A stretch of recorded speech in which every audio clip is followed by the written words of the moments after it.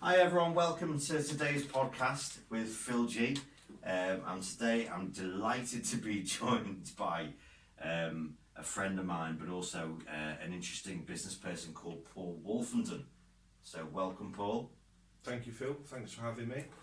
Paul is, I've known Paul for a very long time, and I've sort of been aware of the journey that he's been on with his business, which is predominantly the fair trade store. Is that correct, Paul? It is correct. Thanks for getting that one right, Phil. No problem. It's a good start, isn't it? So can we just start off just by, can I just ask you, like, who are the fair trade store?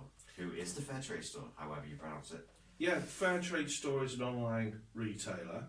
I sell fair trade gifts, which have been handmade in the developing world, and I sell them out of a warehouse in Southport to customers throughout the UK. Okay. I'm a sole trader, so there's only me, and I've been trading since 2009, so it's actually 10 years this year. Fantastic. And it's purely online that you're selling, is it? Not purely online. About 10% of my sales take place at community events where I set a stall up.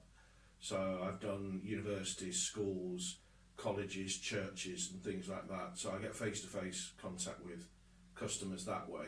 But the vast majority of my sales and time spent is on the online side. All right, cool.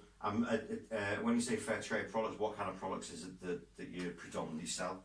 Thanks for asking that question. It's not a problem at all.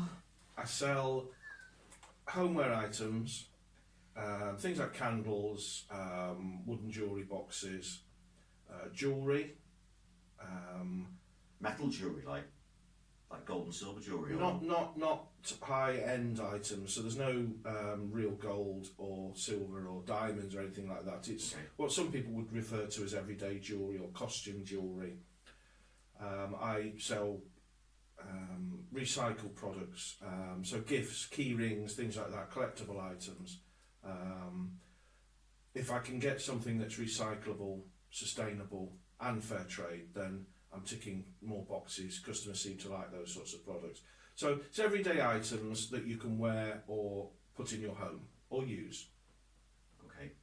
All right, fine. Yeah, because I remember, I think my mum bought a bag of you a long time ago. It was made of bottle tops, was it? Do you remember that? Yeah, it will be. So that's an example of products. What kind of things are recycled for your products? Yeah. I'm sure there's like loads of stuff.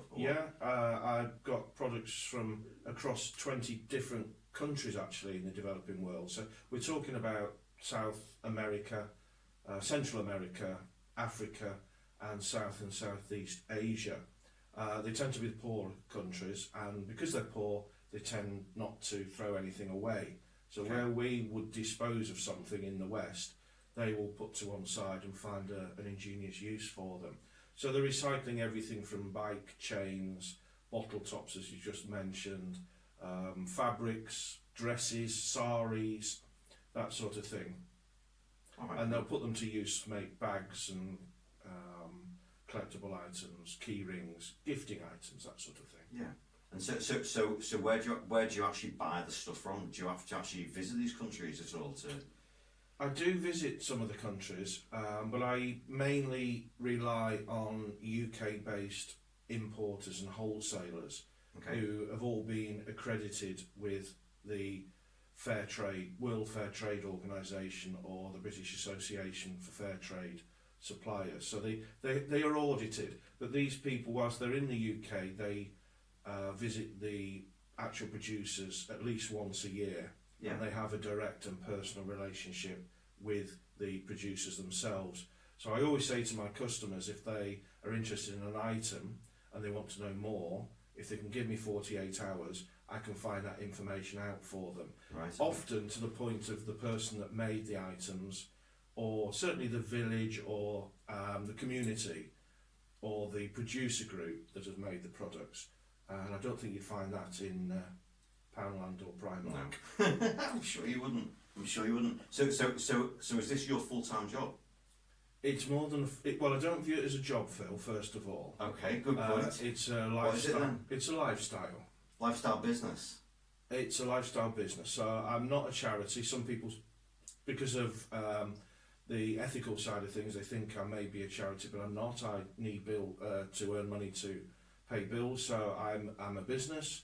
But it is a lifestyle thing. You get sucked in, and you'll know that as a sole trader, I probably work twice as many hours as I used to do when I was working For half the amount of money. Well, I wouldn't say that, Phil. I don't want to disclose any personal details in that Obviously respect. not. But I spent 21 years working for big companies, making other people rich. Okay. And in what way? What kind of roles were you working in? Well, in your previous life? I started working in the retail side. So I was on the shop floor as a retail manager, working for Marks and Spencer's, as it happens. I was a departmental manager for Marks and Spencer's, working in 5 different stores. Wanted to go into buying because of the experience I'd had in the stores, and moved down to London, and I became a buyer with Sainsbury's.